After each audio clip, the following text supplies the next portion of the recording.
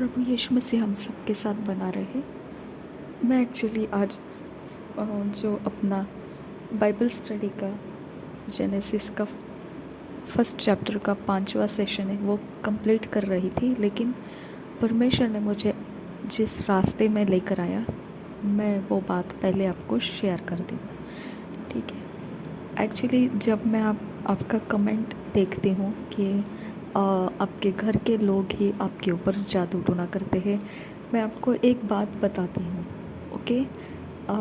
सबसे पहले आपने जो भी लोग अपने घर के अंदर इस प्रकार का व्यवहार से परेशान है, ओके, उन लोगों को उनके इतने करीब जादू टोना कर रहे हैं लोग जो घर के अंदर है, तो आप उस घर के अंदर अपना खुद का एक एटमॉस्फेयर बनाइए, अपना खुद का एक विश्वास बनाइए, क्योंकि ये इतना डिस्टेंस नज़दीक हो जाता है कि आपका सब कुछ चोरी नाश घात होता रहता है।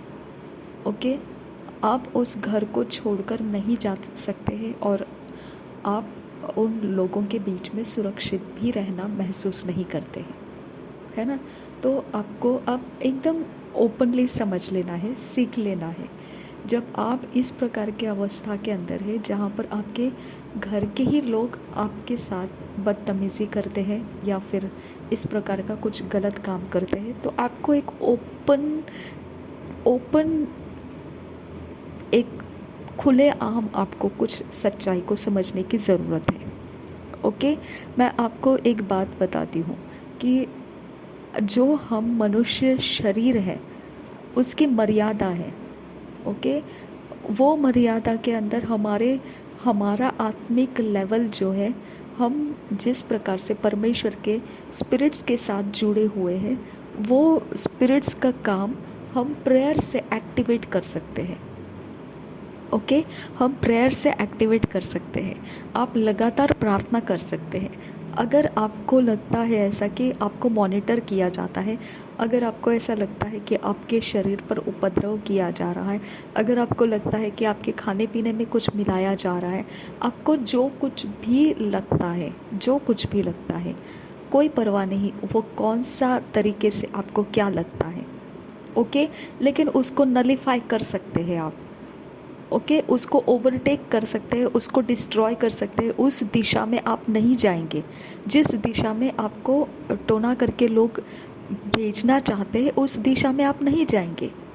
ओके। मैंने क्या बताया आपको कि जब मुझे इस प्रकार के परेशानी हुई तब मेरे लिए ये सब कुछ नया था, मुझे समझ में नहीं आ रहा था ये सब कुछ क्या चल रहा है। ओके। तो उसके बीच में देखिए, हम अपने लाइफ के अंदर भले ही कितने ही स्थिर रहे, लेकिन हमको बाहर से अगर अटैक करते रहेंगे तो हमारा अपना पर्सनल लाइफ हमको स्ट्रॉन्ग करना चाहिए। अगर पर्सनल लाइफ हमारा स्ट्रॉन्ग नहीं है तो हम डिसबैलेंस हो जाते हैं। ओके। हम सही क्या है गलत क्या है पकड़ नहीं पाते हैं, हम आसरा ढूंढने लगते हैं। ओके। इसके लिए हमारे पास आसरा अगर नहीं आया तो हमको हताशा हो जाती है, निराश हो जाते हैं और हम नुकसान कर देते हैं, अपने ही लाइफ का नुकसान कर देते हैं। ओके। आपको एंट्री करना है, मैं आपको बताती हूँ, आपको एंट्री करना है, आपको परमेश्वर के अंदर एंट्री करना है, आपको परमेश्वर के संगति में एंट्री करना है, आपको वचन के साथ एंटर हो जाना है, अपने वचन को पढ़ना है, आराधना करना है। देखो, आपका जब पवित्र आत्मा के द्वारा आपका लाइफ को संभाल लिया जाएगा, स्वर्गदूतों के द्वारा आपके प्रार्थनाओं का जवाब आने लगेगा, तो आप सुरक्षित हैं। ओके। नहीं तो आप अंदर ही अंदर डिस्टर्ब रहेंगे और वो डिस्टर्ब मेंटालिटी एकदम डेंजरस मेंटालिटी है। डिस्टर्ब मेंटालिटी में आप मत रहिए, आप डरिए मत। ओके। हर चीज़ के अंदर डिस्टर्ब रहना एक डेंजरस जोन है, कमज़ोर अवस्था है। ओके। आपका लाइफ डिस्टर्ब रहना सबसे बड़ा पॉइजनस लाइफ है वो, समझा। तो आप घर के अंदर ही अगर आप एक दूसरे के बारे में डिस्टर्ब रहना शुरू करेंगे ना, तो आप आपका लाइफ बहुत आसान है किसी भी चीज़ में फंसा देने के लिए, फंसाए रखने के लिए भी। ओके, आपको डिस्टर्ब नहीं रहना है। सबसे पहले आप अपने इर्द गिर्द के लोगों का, जो आपके इर्द गिर्द में यानी आपके घर के अंदर के लोग हैं, आप उनके बारे में पॉजिटिव सोचना शुरू कीजिए ताकि आप डिस्टर्ब ना हो जाए। समझ में आया? वो है नहीं पॉजिटिव, वो है नहीं। ओके, वो बड़े बदतमीज़, बड़े गंदे इंसान हैं, आप जानते हैं उनकी हरकतों को। लेकिन आपने क्या करना है, उनके बारे में पॉजिटिव सोचना है ताकि आपका इनर जो एटमॉस्फेयर है, अंदरूनी एटमॉस्फेयर है, वो हड़बड़ी नहीं मचा दे। ओके, आपका इनर एटमॉस्फेयर को स्ट्रॉन्ग रखने के लिए आप उनके बारे में पॉजिटिव सोचना शुरू कीजिए, पॉजिटिव बोलना शुरू कीजिए। आपको पता है वो आपके खाने के अंदर जहर भी मिलाकर दे देंगे, मार भी डालेंगे आपको, लेकिन फिर भी आपका अंदरूनी एटमॉस्फेयर अगर पीस में रहेगा, शांति में रहेगा, तो आप बाहर के एटमॉस्फेयर को जहाँ पर रखना है वहाँ पर रख पाएंगे। ओके, तो सबसे पहले आपको अंदर के एटमॉस्फेयर को क्लीन कर देना है। आपको अंदर से किसी को, आपकी आंख जब देखती है तो पॉजिटिव देखिए। ओके, आपका माइंड उसको रीड करता है, आपका माइंड उसके बारे में जानकारी रखता है। वो क्या कर रहा है पता है, वो अपने तरीके से सारे माहौल को ख़राब करने की विधियाँ करता है, ट्रिक्स करता है। ओके, इर्द गिर्द में सब कुछ करता है वो, लेकिन फिर भी आपको एक काम करना है। वो विधियाँ कर रहा है, आपको पता है वो कोई ना कोई तो इविल एंजल को अपॉइंट कर रहा है, वो कोई तो इविल अटैक को अपॉइंट कर रहा है हमारी लाइफ के ऊपर। सब कुछ सही है, लेकिन हमको फिर भी उस इंसान को हम देख रहे, वो इविल स्पिरिट को हम नहीं देख रहे, वो इविल एंजल को हम नहीं देख रहे। वो इविल अटैक कौन सा लगाया ये भी हमको नहीं मालूम है ना। तो इसके लिए सबसे पहले हमने उस इंसान को ही हमारी आंखें देखती है। अगर मैं सीसीटीवी में से देखती हूँ तो क्या देखती हूँ, वो इंसानों को देखती हूँ। ओके, तो वो देखा तो मुझे क्या पता चलता है, इसने यहाँ पर ये किया, उसने वहाँ पर वो किया, उसने यहाँ पर ऐसा किया, उसने वहाँ पर। तो मैं अपनी आंखों से अगर नहीं देखा तो मैं बहुत पीस में रहती हूँ। ओके, बहुत शांति में रहती हूँ, और मुझे पता चला कि मेरी आंख से देखना नहीं चाहिए। ओके, अब जब मैंने परमेश्वर से मांगा है कि मुझे क्या करते हैं ये लोग बता, तो डेफिनेट है मेरा परमेश्वर मेरे प्रार्थना का जवाब दिया है। मुझे बताया उसने, सीसीटीवी कैमरा मुझे लगवाने के लिए मन दिया, वहाँ से मैंने देखा, सब ठीक है। ओके, लेकिन अब परमेश्वर ने जब मुझे यहाँ तक सिखाया क्या कर रहे हैं क्या नहीं कर रहे, सब मेरे प्रार्थना का जवाब दिया। अब मुझे अपने आप को बैलेंस करने की ज़रूरत है। ओके, वो अपनी हरकतों से मुझे इम्बैलेंस कर देते हैं, मेरे अंदर से खौल उठता है, मेरे अंदर से गुस्सा आ जाता है कि इतनी हिम्मत कैसे होती है उनकी कि आप दूसरे के दरवाजे पे जाकर उनके दरवाजे को के ऊपर खड़े होकर कुछ जादू टोना का कुछ करके आ जाओ। देखो आपकी क्या हालत ख़राब कर देते हैं वो लोग। सीधा फिज़िकल अटैक पे उतर आएंगे वो, सीधा हाथापाई पे उतर आएंगे वो। समझ में आया? लेकिन हमारे दरवाजे के ऊपर, हमारे अलंकों के ऊपर अगर कुछ करते हैं तो हम सिर्फ देखते हैं और कुछ बोलते नहीं है। इसका मतलब आपको क्या दिखाई देता है कि उनका इविल पावर हमको रोक रहा है या परमेश्वर का वचन हमको रोक रहा है? मुझे तो परमेश्वर का वचन रोकता है, उनका इविल पावर मुझे रोक नहीं सकता है। ओके, मैं परमेश्वर के वचन को जानती हूँ, कहाँ पे मुंह खोलना है और कहाँ पे मुंह बंद रखना है, कहाँ पे अटैक फिजिकली उतरना है, कहाँ पे नहीं उतरना है। ओके, ये सारी चीज़ों को आप समझेंगे तो परमेश्वर का वचन मेरे अंदर से मुझे गाइड करता है कि मुझे क्या करना है, और मुझे उसका अंत पता है। अगर मैं ये ऐसा स्टेप लूँ तो इसका अंत क्या होगा, मुझे वचन के बिहाइंड में से पिक्चर देख लेती हूँ कि मैंने क्या करने से मुझे क्या होगा। ओके, तो इसके लिए मैं हर चीज़ को अपने तरीके से हैंडल करती हूँ। लेकिन आपके यहाँ पे अगर मैं देखती हूँ कि आप डिस्टर्ब मेंटालिटी में रह रहे, तो सबसे पहले आपको एक रोड मैप बना लेना है। ओके, आपको सबसे पहले देखिए, अगर मेरी मम्मी ऐसे बोला करती थी, अगर वो आप बोलेंगे वो बाघ है तो भी वो खाने वाला है। ओके, अगर आप बोलोगे वो बाघ का बाप है तो भी वो खाने वाला है। बाघ की जाति क्या होती है? खाना। मनुष्यों को फाड़ खाना, है ना। तो इसके लिए हम लोगों को वो रूप रंग से मतलब नहीं है कि वो मेरा बेटा है, वो मेरा रिश्तेदार है, वो मेरा कज़िन है, वो मेरा बाहर का कोई इंसान है या घर का इंसान, हमको कोई देखने की ज़रूरत नहीं। वो बाघ है, उसको कोई भी नाम दो, उसका काम है फाड़ खाना, है ना। तो इसके लिए आप पहले तो ये बात को हटा दीजिए अपने दिमाग के अंदर से कि वो मुझे कुछ कर रहे हैं। सबसे पहले आप अपने माइंड के अंदर से इसको एक्सेप्ट करो कि आपको परमेश्वर ने बोला है सबको माफ़ कर दो, आप माफ़ कर दो। ओके, अगर वो फिज़िकली आपको दिखाई देते हैं आप माफ़ कर दो, आपको दिखाई देते हैं वो घर के ऊपर कुछ कर रहे हैं, आपके घर के अंदर कुछ कर रहे हैं, आप माफ़ करते रहो, क्योंकि जब आप माफ़ करते रहेंगे आपका अंदरूनी मन शांत रहेगा। ओके, आप शांत रहो, शांति से खोल दो ये सारी बातों को, अपने दिमाग से निकल जाने दो और सीधे नया शुरुआत करो और परमेश्वर को बोलो कि परमेश्वर ये जगह पर अब मैं तेरे आत्मा के सिस्टम के साथ चलना चाहती हूँ। ओके, इस जगह के अंदर मेरे इर्द गिर्द में मेरे शत्रु बहुत हैं, लेकिन फिर भी मैं तेरे आत्मा के द्वारा मैं चलना चाहती हूँ, क्योंकि मुझे तेरे आत्मा को छोड़कर कुछ नहीं चाहिए। अगर आप भी कुछ गलत कर रहे होंगे, देखिए अनकॉन्शियस विचक्राफ्ट भी होता है। ओके, अनकॉन्शियस विचक्राफ्ट यानी मैंने एक लड़की को बहुत परेशान कर दिया था। मैंने बोला नहीं तू कुछ तो गलत कर रही है, तू कुछ गलत कर रही है, और उसने मुझे इतना हाथापाई जोड़कर मुझे बताया कि अरे भाई मैं कुछ नहीं कर रही हूँ, मुझे कुछ नहीं पता है, मुझे नहीं मालूम है, मैंने कुछ नहीं किया है, मैं जैसे हूँ वैसे ही हूँ आपके सामने। और मैं भी उसको देखती हूँ प्रभु में बहुत, जब आराधना चलता है वो बहुत एकदम विलीन होकर परमेश्वर में अपने आप को देती है, लेकिन फिर भी मेरा माइंड उसको एक्सेप्ट नहीं करता है। मेरा माइंड उसको यही देखता है कि वो नहीं, कुछ तो प्रॉब्लम है उसके अंदर, वो प्रेयर वगैरह सब कर रही है, सब कुछ ठीक है, लेकिन कुछ तो प्रॉब्लम है, वो सही नहीं है। तो अनकॉन्शियस विचक्राफ्ट भी रहते हैं जो इंसान करता है लेकिन उसको पता नहीं रहता है वो। ओके, और कुछ स्पिरिट्स ऐसे रहते हैं कि उसको एक्टिवेट करने के लिए हमारा सिर्फ हाथ पांव हिलने की ज़रूरत है, वो एक्टिवेट हो जाते हैं। हमारे कुछ एक्शंस होने की ज़रूरत है कि वो एक्टिवेट हो जाते हैं।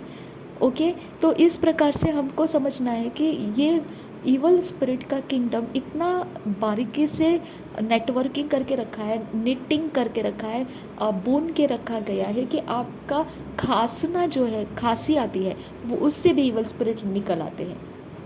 ओके, आपका देखना, उसमें से भी इवल स्पिरिट निकल आते हैं। आपका कहीं पर भी कुछ भी पैरों की आवाज़ से चलना, उससे भी इवल स्पिरिट एक्टिवेट हो जाते हैं। तो इतना गहरा जो नेटवर्क है, निटिंग है, बुना हुआ है। तो आप समझिए इस बात को कि ये सारी चीज़ों में आप आत्मिकता के अंदर से आपको समझ के साथ जीना है, आत्मिकता के अंदर से।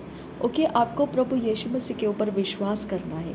आप अगर कुछ भी गलत नहीं कर रहे, आपको परमेश्वर से बोलना है कि परमेश्वर मैं ये सब बातें नहीं कर रही हूँ, मुझे नहीं पता है ये सब क्या है, लेकिन मेरे साथ किया जाता है।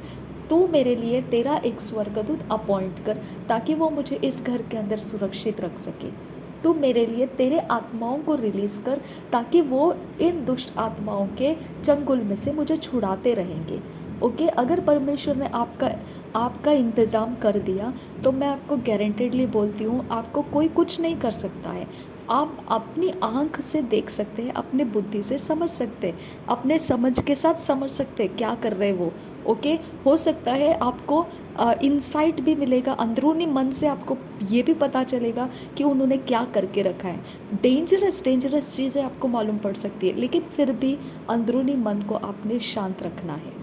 ओके, हड़बड़ी नहीं मचाना है, आपको शांति से उनको माफ़ कर देना है और परमेश्वर के संगति में अपने आप को बनाकर खड़ा करना है। रोज़ हर पल परमेश्वर के संगति में आप परमेश्वर को बोलते रहिए, परमेश्वर मैं इस फैमिली के अंदर है। परमेश्वर, देखिए जब आप फैमिली के अंदर है, लोगों के बीच में है, तो आपका लाइफ बहुत फ्लोइंग रहता है। फ्लोइंग मतलब इतना चेंज होता रहता है, शिफ्ट होता रहता है कि आपको बहुत आसान है इन सारी बातों में से टूट कर बाहर आ जाना बहुत आसान है, क्योंकि आपका लाइफ अभी कुछ खाना पका रहे हैं तो अभी कुछ चाय बनाने के लिए जाएंगे, अभी किसी को एंटरटेन करेंगे, अभी किसी को वेलकम करेंगे, अभी बर्तन धोने के लिए जाएंगे, अभी लोगों के लिए खाना बनाने के लिए जाएंगे। ये सारी चीज़ें जो है इतना आप फ्री फ्लोइंग रहते हैं तो आपको समझ में आ जाता है कि ये सारी चीज़ों के अंदर आपको वो सारे स्पिरिट्स के बीच में पड़े रहना हो नहीं सकता है। ओके, जहाँ पर ज़्यादा एक्टिविटीज़ रहती है तो वो टोना के काम बैठते नहीं हैं। ओके, फ्री फ्लोइंग लाइफ रहता है वो, और आप उसमें से अगर परमेश्वर को याद करते रहेंगे तो वो स्पिरिट्स आपके ऊपर ज़ोर नहीं कर पाएंगे। ओके, दूसरी बात है कि आपके ऊपर वो ज़ोर करने का कारण कुछ तो होगा। ओके, या तो आपने उनको छेड़ा होगा, जो ऐसा छेड़ा होगा, या फिर आपका पुराना कोई दुश्मन रहेगा जो आपके घर के रिश्तों को ही आपके ऊपर उठा रहा है। जो पुराना दुश्मन रहता है वो बहुत पुराना खिलाड़ी रहता है। ओके, वो बहुत पुराने वक्त से लोगों को मारता आया होता है और वो अभी सिर्फ आपको देख रहा है, आपको किस प्रकार से उखाड़ना है। ओके, तो वो आपके सारी चीज़ों को नोटिस करेगा, नोटिस करते हुए आपको कोई ना कोई जाल फंदे फांसे में डाल के आपका जो उसके पास प्लान रहेगा वो प्लान के अंदर आपको घुसेड़ने की कोशिश करेगा, घुसेड़ने की। ओके, यानी ज़बरदस्ती आपको उस प्लान के अंदर धकेलने की कोशिश करेगा। तो आपको इसके लिए समझ में आना चाहिए कि फाड़ खाने वाला, सिंह के मानिंद गरजने वाला शैतान मौजूद है। ओके, तो आपको इतना ही है, परमेश्वर ने बोला मैंने तुमको जो वुल्फ है, भेड़िए होते हैं, उनके बीच में भेड़ बनाकर भेजा है। भेड़िए फाड़ खाते हैं भेड़ को, तुमको उसके बीच में भेजा है। तो हम लोग भेड़ियों के बीच में रहते हैं, ऑलरेडी रह रहे हैं। ओके, फिर प्रभु यीशु मसीह हमारे साथ क्या करने वाला है? हमको भेड़िए के हाथ में दे देगा? क्या हमको ऐसे घुसेड़ देंगे किसी ऐसे अटैक के अंदर ज़बरदस्ती, जिसके अंदर हम जाना नहीं चाहते हैं? क्या ये पॉसिबल हो सकता है? तो आपको समझ में आना चाहिए, आपको परमेश्वर के साथ चलना पड़ेगा। ओके, इसके अलावा आपके पास एक भी सवाल का जवाब नहीं है। ओके, इसके अलावा आपके पास एक भी सवाल का जवाब नहीं है। मैं आपको ओपनली बोल देती हूँ, आपको पानी का बपतिस्मा लेना पड़ेगा, डुबकी लगाकर पिता पुत्र पवित्र आत्मा के नाम में पानी का बपतिस्मा लीजिए। आप परमेश्वर के आत्मा से भर जाइए, आप परमेश्वर के वचनों को समझिए, सोचिए, सीखिए, उसके ऊपर मनन कीजिए। वही मार्ग है, सत्य है, जीवन है। ओके, अगर आप इन बातों को सोचेंगे कि वो मुझे मॉनिटर कर रहा है, उसने मेरे ऊपर ये फेंका, उसने मेरे दरवाजे के यहाँ पर ये किया, वो करेंगे, लेकिन वो मेडिटेट करने से आप उनको एनर्जी दे रहे हैं। ओके, आप उनके ऊपर ज़्यादा ताकत को रिलीज़ करें ताकि वो उनका जो काम है आपके लाइफ के अंदर पक्का हो जाए। ओके, तो जैसा ऑडियंस रहते हैं ना, वैसे हम ऑडियंस बन जाते हैं उनके। ओके, उन्होंने काम किया, हम क्लैप हैंड्स करते हैं। ओके, अरे वाह वाह वाह करते हैं। ठीक है, तो हम उनके ऑडियंस नहीं बनना है, हमको ज़रूरत नहीं है वो क्या करते, बिंदास करने दो, जो करना है करने दो। क्योंकि आप अपने लिए नहीं जीते हैं जब आप परमेश्वर के ऊपर भरोसा रखते हैं। अगर आप ऐसा परमेश्वर के ऊपर भरोसा नहीं करेंगे तो आप ऑर्फन की तरह हो जाएंगे, अनाथ की तरह हो जाएंगे, क्योंकि आपको बचाने वाला फिर कोई नहीं है। ना आप कोई अन्य जातियों की तरफ से कुछ कर रहे और ना आप अपनी तरफ से परमेश्वर को कुछ करने दे रहे हैं। ओके, परमेश्वर को सरेंडर चाहिए, समर्पण चाहिए, वो अपनी ओर से, हमारी ओर से देना चाहिए ताकि परमेश्वर हमारे लिए कुछ करे। अगर आप कोई स्पिरिचुअल का हेल्प नहीं लेंगे और सिर्फ देखते बैठेंगे तो आप मारे जाओगे, आप परेशानी में पड़ जाओगे। ओके, आपको स्पिरिचुअल रियाम में कोई बोलते हैं ना तोतागिरी नहीं है, जो पट पट पट पट मंत्र बोले और ये हो गया और वो हो गया, नहीं। ओके, वो फेल हो जाते हैं, उनको भी कोई ना कोई अटकाने वाला है। लोहा बनाया है तो लोहा तोड़ने वाला भी बनाया है, और वो हमारा परमेश्वर है, वो आत्माओं का परमेश्वर है। ओके, तो ये नहीं है कि सिर्फ वो जीतते जाएंगे, नहीं, उनकी मेहनत उनको जिताती है। ओके, आप 100 बार प्रेयर करते हैं, वो 10,000 बार मंत्र बोलते हैं, समझा? तो उनका जब उनके आत्मा के अंदर ट्रैवल करता है और उनके स्पिरिट्स को लेकर आता है, उनके बलिदान ट्रैवल करता है, उनके स्पिरिट्स को लेकर आता है, उनके इविल एंजल्स उनको हेल्प करने के लिए आते हैं। ओके, लेकिन कैसे उनका फिजिकल सिस्टम वो भारी मात्रा में थके हारे हो जाते हैं, इतना मेहनत करते हैं वो लोग। ओके, वो लोग आराम से नहीं हैं, वो लोग परेशान हैं। उनको एक एक मिनट भी यहाँ से वहाँ हो गया तो उनका हार्ट अटैक आ जाएगा। उनको डर लगने लगेगा कि अरे मैंने तो ये करना भूल गया, अब क्या करूँ। वो यहाँ वहाँ बाबाओं के पास दौड़ेंगे, अब मैं क्या करूँ, मेरे से ये तो गया, मेरे से नहीं हुआ।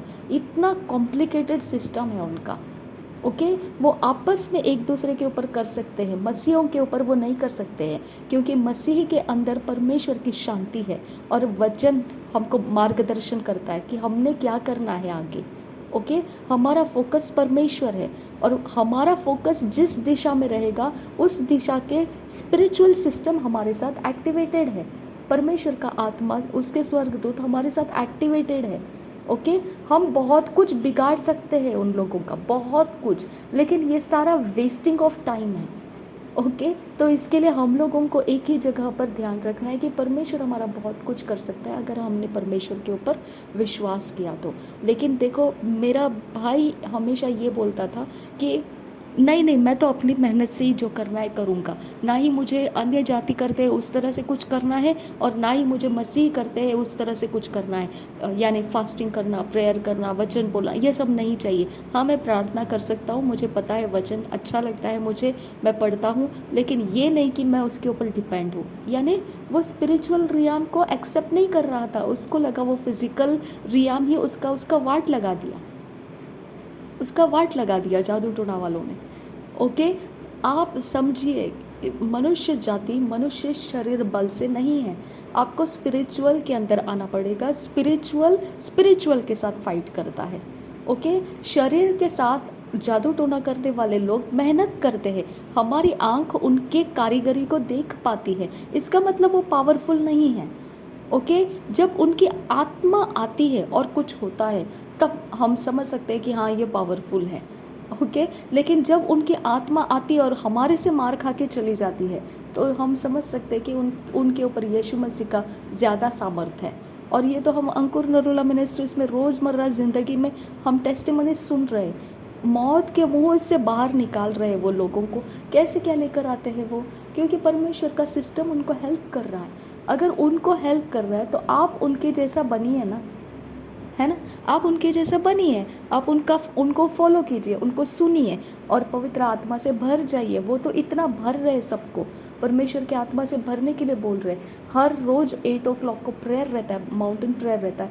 आप अगर अपने घर में ये सब नहीं कर पा रहे, ऐसा आपका माहौल है, तो आप देखिए कई रिश्तेदार वगैरह कहाँ, जहाँ पर आपको आज़ादी है, आप थोड़े समय के लिए वहाँ चले जाइए। ओके, और आप कीजिए, क्योंकि आपको परमेश्वर को फॉलो करना पड़ेगा। अगर आप फॉलो नहीं करेंगे तो मुश्किल है। ओके, आपको दोनों साइड से ध्यान रखना है। स्पिरिचुअल किंगडम में ऑपोजिट में अंधकार का जगत है और हम उजियाले के जगत में हैं। अगर हम अंधकार के जगत की मेहनत को असफल करने वाली मेहनत नहीं करेंगे तो अंधकार का जगत सफल होगा, क्योंकि हमारे पास जो सिस्टम है, परमेश्वर का सिस्टम है, वो आप ऑपरेट नहीं करेंगे तो फिर अंधकार के जगत को वही चाहिए कि आप परमेश्वर पे विश्वास मत रखो, आप परमेश्वर का सहारा मत लो। ओके, आप ऑर्फन्स की तरह, अनाथ की तरह रहो, ताकि हम जब अटैक करेंगे तो आपको बचाने के लिए कोई भी नहीं आएगा। समझ में आया? तो इस तरह से गलती मत कीजिए। आपको परमेश्वर की ओर अपना फोकस बढ़ाना है और अपने घर के अंदर के लोगों को पॉजिटिवली देखना शुरू करो। देखिए, मैं ओपनली बोल देती हूँ, वो इतने बदतमीज़ होते हैं कि जो पानी आप पिएंगे प्यास लगी करके, तो आपको अगर आप बोलेंगे कि मुझे एक गिलास पानी दो, तो उसके अंदर भी वो गंदा कुछ डाल के आपको ला कर देंगे। इतने बदतमीज़ रहते हैं ये लोग। ओके, मरा हुआ मन है इनके अंदर, आपको जिलाने का मन नहीं है इनके पास। ओके, तो आप सही कह रहे हैं, जो आपके घर के अंदर के लोग आपके दुश्मन बन जाते हैं, ये आपके कोई पुराना दुश्मन है आपका, जिसने आपके घर के अंदर के लोगों को आपके विरोध उठाया है। जो बहुत पुराना खिलाड़ी बोलते हैं ना, वो है जिसने आपके घर के अंदर के ही लोग आपका मार डालने का प्लान करते हैं। समझ में आया? तो ये पुराना खिलाड़ी आपके घर तक पहुंचा है, तो आप आपको समझ जाना ये लोग आपके दुश्मन नहीं है, जो पुराना खिलाड़ी है वो आपका दुश्मन है। ओके, उसको परमेश्वर निपटेगा, लेकिन आपके इर्द गिर्द के लोगों के ऊपर आप परमेश्वर के हाथों में दे दो और सीधाई खराई से सोचना शुरू करो। परमेश्वर ने बोला है अगर तू कुछ भी जहरीला भी ले लेगा अंदर अपने बॉडी में तो भी मैं उसको नाश कर दूंगा, उसका इफेक्ट तुझ पर नहीं होगा। ओके, तो हमारे बॉडी सोल स्पिरिट का सारा कुछ परमेश्वर के वचन में दिया है, सिर्फ हमको उसके वचन के अनुसार चलना है।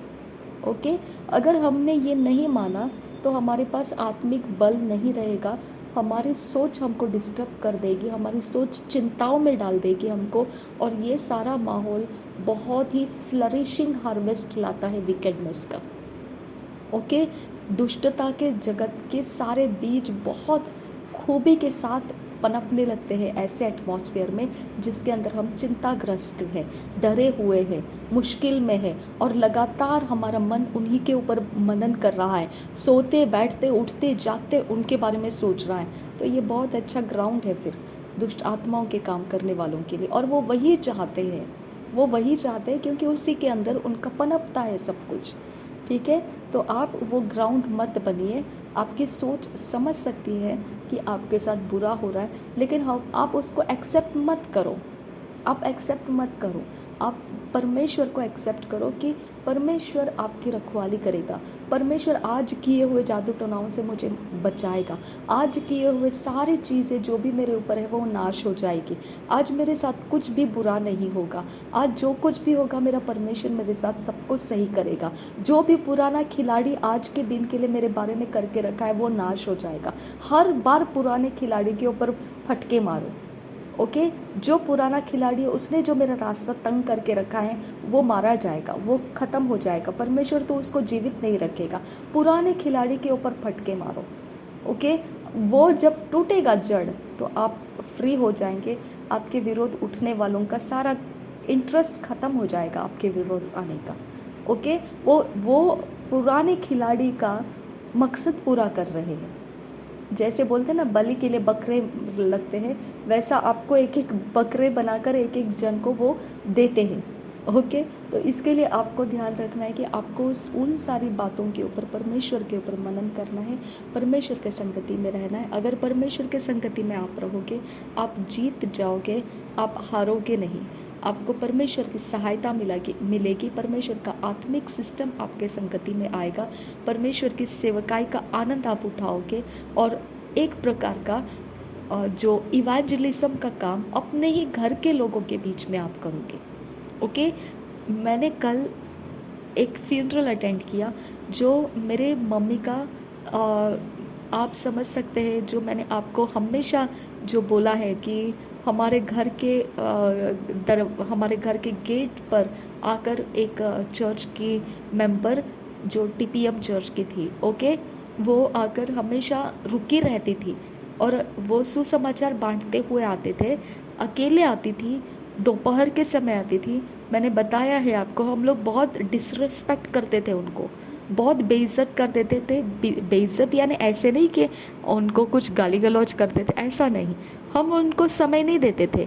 वो बाहर गेट के बाहर एक पत्थर के ऊपर बैठ के रहती थी जब तक हम उनकी बात को सुनने का समय नहीं निकाल लेते। हम उन लोगों को, मेरी मम्मी उनको बोलती थी कि मेरे पास समय नहीं है। ओके, लेकिन मेरी मम्मी उस वक्त पानी भर रही होती थी क्योंकि हमारे पास पानी का थोड़ा प्रॉब्लम था उस जगह में, तो बाहर से हमको पानी उठा कर लाना पड़ता था। तो मेरी मम्मी पानी लेकर रहती है, उस समय वो आकर वहाँ गेट पर बैठी रहती थी जब तक मम्मी का 1-1.5 घंटा पानी भर के काम ख़त्म नहीं होता है। क्योंकि मेरी मम्मी एक डिसिप्लिन्ड टीचर थी, बहुत अच्छे से लोगों को बर्ताव में रखती थी, तो इसके लिए वो उनका अनादर नहीं करती थी। लेकिन फिर जब काम ख़त्म हो गया, अब सच में टाइम फ्री हो गया है, फिर वो बोलती थी ठीक है अब मेरा टाइम फ्री हो गया है, आप बताइए क्या करना है, आपको क्या बोलना है। तब वो सुसमाचार सुनाती थी मम्मी को। ऐसा करते 1.5 साल उसने हमारे चक्कर काटे। उनका फ्यूनरल हमने कल अटेंड किया। उनके कारण मेरी मम्मी टीपीएम चर्च में जाना शुरू हो गई। उसके बाद उनके चर्च के प्रेयर्स में से परमेश्वर का दया मुझ पर आया, मैं उस चर्च में जाने लगी। हम दोनों ने इकट्ठे बपतिस्मा लिया उसके बाद 3 साढ़े 3 साल के बाद मैंने उस चर्च को छोड़ दिया। 2 ढाई साल के बाद मैंने वो चर्च को छोड़ दिया। सेवकाई के पैशन में मैंने वो चर्च को छोड़ दिया। बाहर निकली, परमेश्वर के साथ चली, सेवकाई में चल रही हूँ। आज मैं आपके सामने सेवकाई में हूँ। लेकिन मेरी मम्मी ने मरते दम तक, आखिरी सांस जाने तक उनका साथ नहीं छोड़ा। उसने मुझे भी बोल कर रखा था, मम्मी ने, कि मुझे कभी भी टीपीएम से अलग नहीं करना। आपको जो सेवा करना है कीजिए, लेकिन मुझे कभी अलग नहीं करना। ओके। और उनको जब बोलते थे वो सिस्टर जो जिनका कल फ्यूनरल मैंने अटेंड किया, वो बोलते थे उनको, मेरी मम्मी को, ये चर्च से अलग नहीं होना, ये चर्च में बने रहना। वो हर एक चीज़ मेरी मम्मी उनकी सुनती गई। उसका प्रेयर लाइफ पावरफुल रहा, क्योंकि वो सिस्टर ने उनको बहुत अच्छे से मेंटर किया। वो दोनों की अच्छी दोस्ती बनी। जब मेरा मम्मी का जाने का टाइम था प्रभु के पास, उसके पहले वो आंटी के साथ, वो सिस्टर के साथ मेरे मम्मी का मुलाकात हो गया। ओके। और फिर मेरी मम्मी ने लास्ट ब्रीथ उन्हीं चर्च के लोगों के बीच में, उनके ही सेवकों के प्रार्थना के द्वारा लास्ट ब्रीथ ख़त्म करके फ्यूनरल हुआ।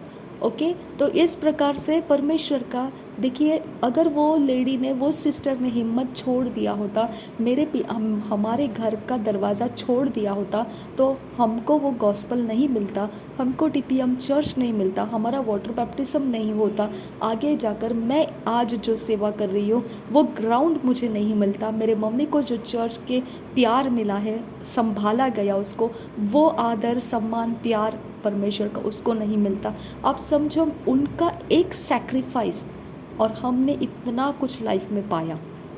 समझ में आया? ये समझिए, आप समझिए कि आपके घर के अंदर के लोगों को आप इवेंजलाइज कर रहे हैं, अभी सुसमाचार देने का काम कर रहे हैं। आपको बहुत दूर जाके सुसमाचार देने की ज़रूरत नहीं, अभी आपके इर्द गिर्द के लोगों में ही आप सुसमाचार देने वाले बन जाइए। आपके ही घर के लोगों को, जो आपके घर के जो लोग आपको सताने में लगे हैं, उनके लिए आप सुसमाचार देने वाले बनिए, जानते हुए कि वो पॉइजनस स्नेक्स की जैसे है। ओके। जहरीले, जटिल इंसान है वो लोग। ओके। लेकिन फिर भी आपको उनके सामने वो सिस्टर के जैसा बर्ताव करना पड़ेगा। उन्होंने 1 दिन नहीं, 2 दिन नहीं, आप सोच सकते हैं कोई इंसान साल, 1.5 साल, 2 साल तक पीछा करके परमेश्वर में उतार के सांस लेना, यानी आप सोच सकते हो उनके अंदर कितना पेशेंस था, है ना। और वो घर में जाने के बाद ऐसे ही नहीं रहते होंगे, प्रार्थना करते होंगे परमेश्वर के पास, है ना। तो हम लोग भी इसी प्रकार से सुबह को देखना है, प्रार्थना के साथ देखना है, शाम को प्रार्थना के साथ ही हमको परमेश्वर के हाथों में रिपोर्ट करना है कि आज हमारे साथ क्या क्या है और कैसा है, और आप क्या चाहते हैं अगले दिन के लिए। ओके। अगर आप ये प्रकार का लाइफ बनाए रखोगे, आप इवेंजलिज्म करोगे, आप इवेंजलिस्ट बन जाओगे, अपने घर के लोगों को बचाने वाले बन जाओगे। जियो या मरो, आप तो घर के अंदर ही रहने वाले हैं, उनको छोड़कर तो आप जाने वाले नहीं हैं, है ना। तो आप अपनी तरफ से भी फैसला उठाओ कि आप सुसमाचार का सेवा करेंगे अपने घर के लोगों के बीच में, क्योंकि परमेश्वर उनको बचाने के लिए रास्ता खोल सकता है। ओके। तो आपको उस लेडी के समान, जो सिस्टर मेरे मम्मी को प्रभु में उतारने में कामयाब हो गई, मुझे उसके पीछे लेकर आने में कामयाब हो गई, मेरे घर के लोगों को उसके पीछे परमेश्वर में आने का काम किया परमेश्वर ने। ये सारी चीज़ें अगर आप देखोगे तो वो एक लेडी का सैक्रिफाइस इतना बड़ा काम किया। हालेलुया। आप वैसे बन जाइए। ओके। आप ये मत दुख करना कि मेरे साथ क्या हो रहा है क्या नहीं, और मेरे लिए कोई तो छुटकारे का नहीं, ऐसा छुटकारे का काम नहीं होता है कि आप घर में बैठे रहो, आप कुड़कुड़ाते रहो, डरते रहो, कांपते रहो, थरथराते रहो, और फिर बाद में आप हम लोगों से हेल्प लेकर कुछ बनने की कोशिश करो। ऐसा नहीं है। आप अपने अंदर से परमेश्वर को प्यार करो, परमेश्वर को प्यार करो। आराधना प्यार के द्वारा निकलता है। परमेश्वर को आराधना सच्चाई में से निकलता है कि वो खुदा है, वो सर्वशक्तिमान है, वो मेरे लिए कुछ भी बदल सकता है, वो मुझे किसी भी गटर में से बाहर निकाल सकता है, वो मुझे किसी भी गंदी हरकतों में से बाहर निकाल सकता है, वो मुझे पाप में से बाहर निकाल सकता है। मैं उसके साथ सब कुछ शेयर कर सकती हूँ, मैं उसके साथ सब कुछ बातें बोल सकती हूँ जो मैं किसी को नहीं बोल सकती हूँ।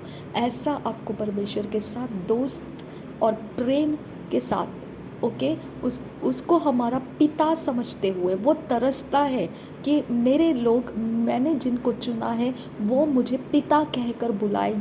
परमेश्वर चाहता है कि तुम मुझे पिता करके, आब्बा पिता करके मुझे पुकारो और मेरी मदद लो। अगर दुनिया के अंदर दुष्टता करने वाला बाप इतना अच्छी चीज़ है अपने बेटे को उसने मांगने पर दे सकता है, तो मैं तो तुम्हारा स्वर्गीय पिता हूँ, मैं तुम्हें भली वस्तुओं से क्यों नहीं तृप्त करूँगा, मैं पवित्र आत्मा तुमको क्यों नहीं दूँगा। हालेलुया। तो हमको परमेश्वर सहारा है, हमारा सहारा परमेश्वर है, ओके। हमारे पास दूसरा कोई आसरा नहीं है, हमको वही आसरा है, हमको उसी के ऊपर निर्भर होकर चलना है। और कोई भी नेगेटिव सोच आपके दिमाग को टच करने मत दो, चाहे कैसा भी, कितना भी, मैं बोलती हूँ ना, ऐसा भी कोई काम करे कि आपको लगेगा चप्पल निकाल के उसके ऊपर फेंक के मारूं मैं, ऐसा भी लगेगा, ओके। लेकिन छोड़ दो, क्योंकि हमको उस आँख से देखने की वजह से और दिमाग से समझने की वजह से हमारे इमोशंस स्टर हो जाते हैं, ओके। हमारे कॉन्शियस में वो समझ है कि इसने बुरा किया है, ओके। तो इसके लिए हमारा इमोशंस उस समझ के अनुसार उखड़ के आ जाता है। जस्ट रिलैक्स रहो, ओके। वो मौका छोड़ दो जहाँ पर आपको ऐसे इमोशंस आ जाते हैं, डर के इमोशंस आ जाते हैं, दुख के इमोशंस आ जाते हैं, आंसू बहाने के इमोशंस आ जाते हैं, इमोशनल ब्रोकननेस आ जाता है। अब वहाँ से निकल जाना है, यानी अपने फोकस को उधर से हटा देना है, वो सब कुछ नहीं करना है, ओके। उसमें से हमने कुछ भी नहीं करना है, हमने अपना फोकस उठा के परमेश्वर पर डालना है, परमेश्वर को प्रेम करना है। परमेश्वर प्रेम है, सबसे पहले उसने हमसे प्रेम किया, तब हम समझे परमेश्वर को प्रेम कैसा किया जाता है ना। उससे सीखिए, उसकी संगति में चलिए, और बाकी सब परमेश्वर के ऊपर भरोसा करते हुए आपको परमेश्वर के सिस्टम के द्वारा सब कुछ मिलता रहे, ये काम आप करना है, ओके। तब तक आपने क्या करना है, इवेंजलिज्म करते रहना है, बाकी सिस्टम परमेश्वर बनाने के लिए देना है। परमेश्वर ने बनाना चाहिए वो सिस्टम, स्पिरिचुअल सिस्टम आपका परमेश्वर ने बनाना चाहिए, बाढ़ा परमेश्वर ने डालना चाहिए, आत्माओं को परमेश्वर ने भेजना चाहिए, स्वर्गदूतों को परमेश्वर ने लगाना चाहिए। आपने अपना काम करना है, इवेंजलिज्म करना और अपने हिफाजत के लिए परमेश्वर से प्रार्थना करना, ठीक है। प्रभु यीशु मसीह हम सबके साथ बना रहे। आमीन, आमीन, आमीन।